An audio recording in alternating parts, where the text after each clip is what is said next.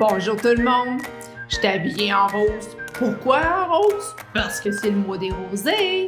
Puis le mois des rosés, on se demande tout le temps comment on fait pour choisir un rosé.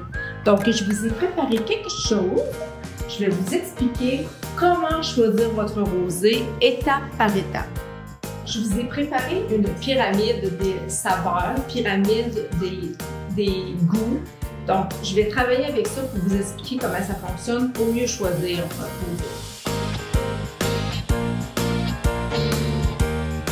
Le vin le moins cher, le plus rapide à faire, c'est un demi-sec dans le classique Weizenfendel. Il y a un goût de cerise, de fraise et une acidité vive. C'est le vin le plus rapide à faire et le plus vite consommable.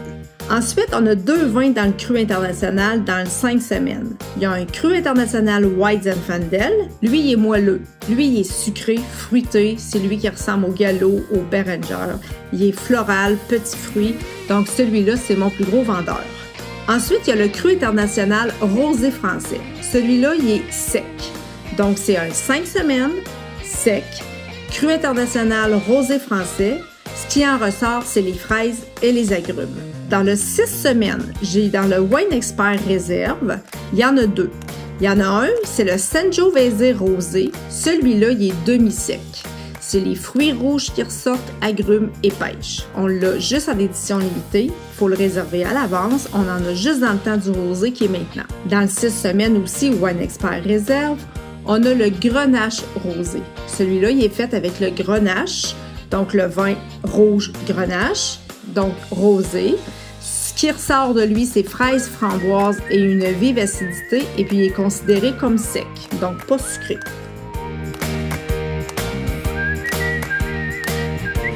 Ensuite, j'ai le En Primeur Vinerie Série Pinot Noir Rosé, qui lui est considéré sec.